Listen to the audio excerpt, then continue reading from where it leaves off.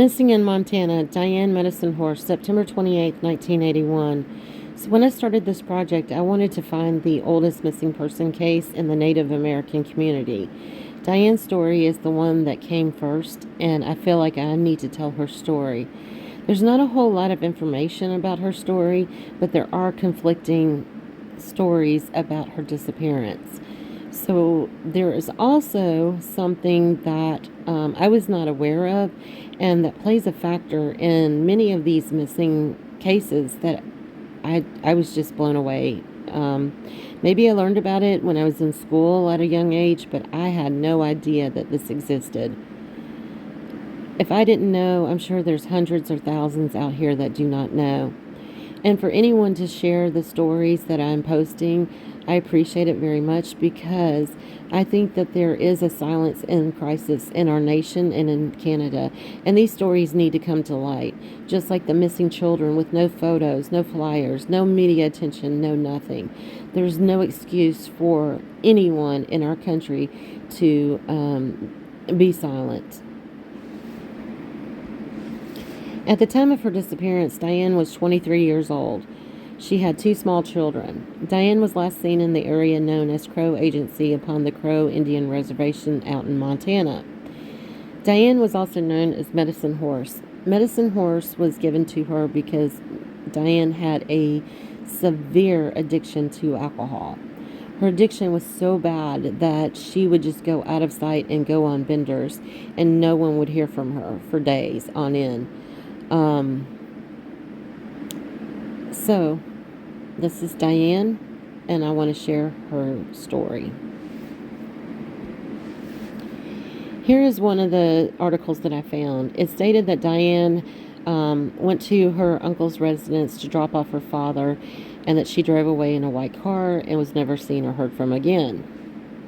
And that little information is available in Medicine Horse's case, but her children still hope for answers in her disappearance. The next article that I read is that the children have been told that their mother wandered away and hasn't returned home, that she was a product of the federal government Indian boarding school system and had a difficult childhood.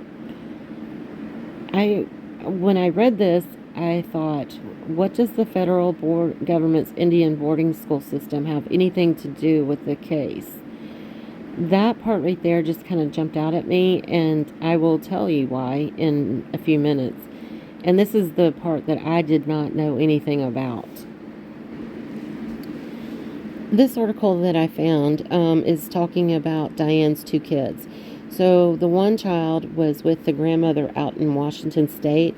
The second child, Natasha, was there at Crow Agency.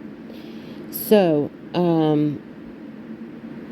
Natasha's story is a little bit different.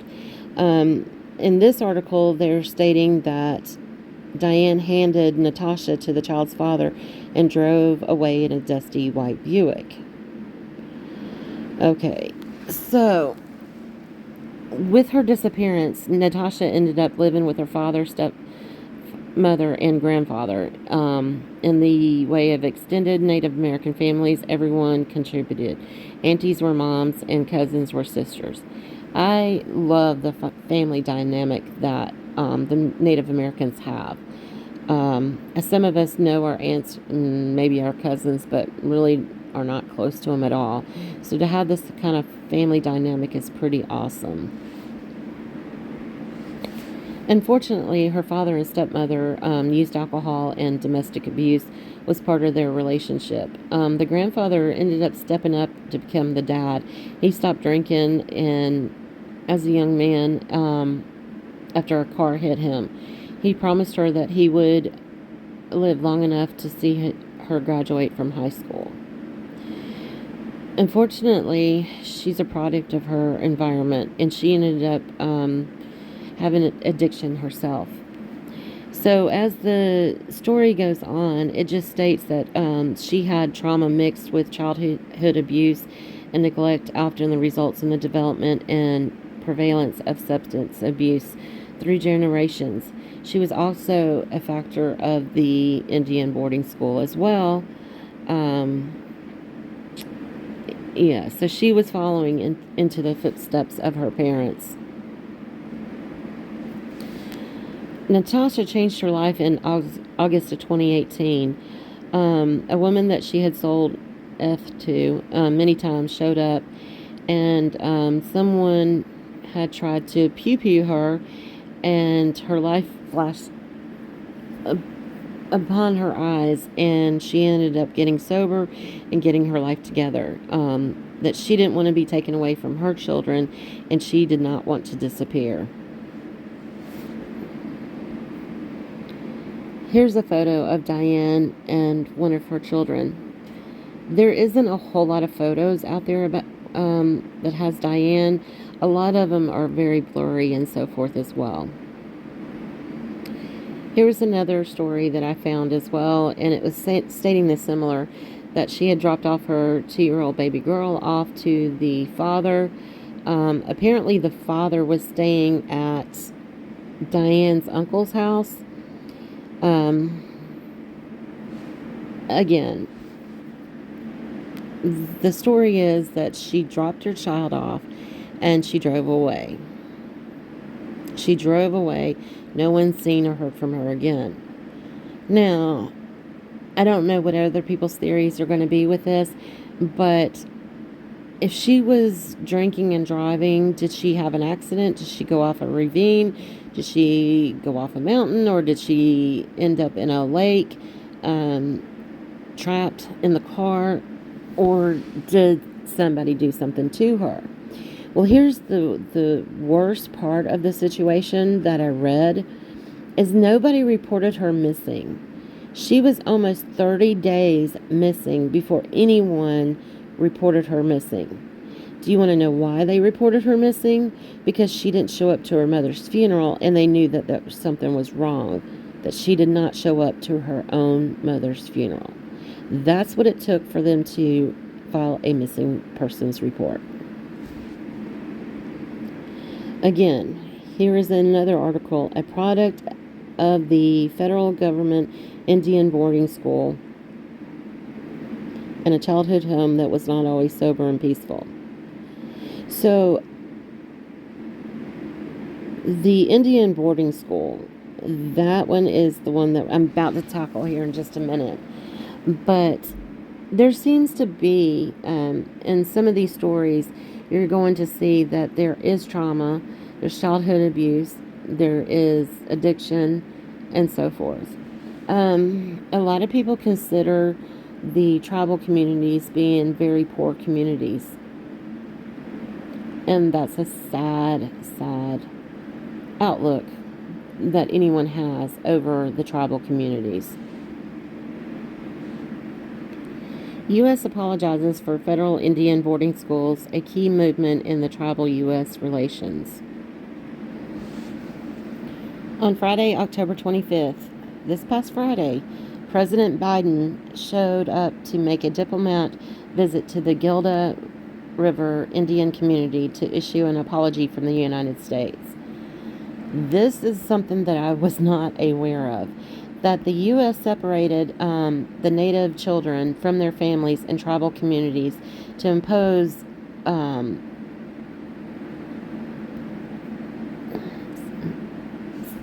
hold on a second.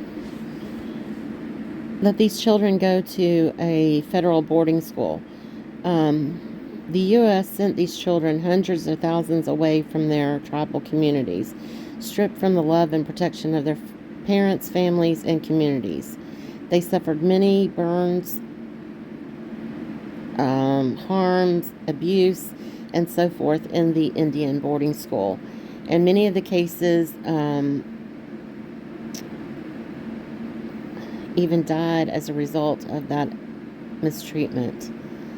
I'm sorry, I know I keep pausing because I am just so, I don't even know what to say. I don't even know what words to use, that I was not aware of this. How am I not aware of this? How is anyone not aware of what happened to these poor children? That the U.S. government came in and took them away from their families to go to a boarding school so that they wouldn't learn about their heritage? Is that what this whole thing was, and these children were abused in such horrific manner. What is wrong with...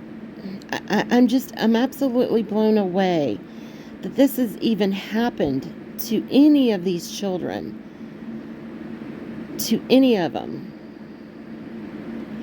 Why would the government do that is beyond me. And I'm not into conspiracy theories. I am not. I guess that I must have lived some sort of sheltered life in some many ways, because I am naive to this. I had no idea at all. This breaks my heart that these children had to go through this, that they're ripped away from their families and so forth. And people are worried about beggars on TikTok. I think there's more of an issue that needs to come to light when it comes to the Native American communities. And I'm appalled that any of this happened to any family. No one deserves to be silent for anything. No one. This is actually pretty disturbing, and to the families that are going through each and every day of not knowing where their missing loved one was, or they're dealing with trauma because of certain issues and so forth, because of their heritage, is absolutely disgusting. And do you really think an apology is going to help? Do you really think that an apology is going to change what happened to them in their past? Maybe, maybe not. But I hope that our government is now seeing the problem and is taking issues of resolving this and to make their lives better, not worse.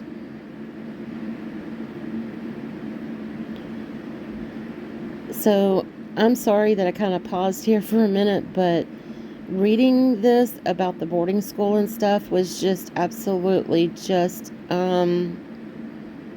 it's appalling.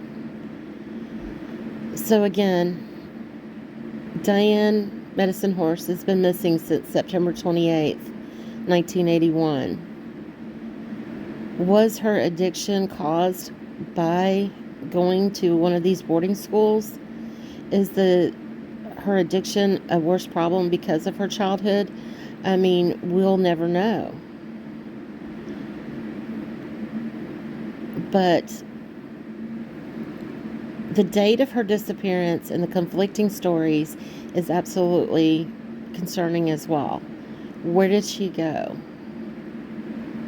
The last people that saw her, there's no reports on what happened.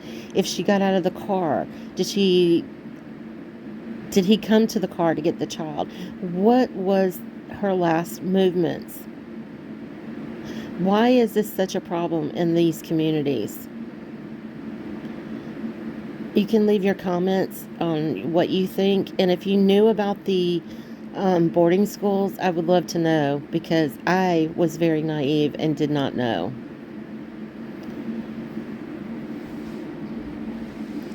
I do think the more that I dig into this, the more this is going to tug at my heartstrings. I can just feel it coming. But I hope the apology worked. I really do. Anyway, leave your comments on your thoughts. Thanks.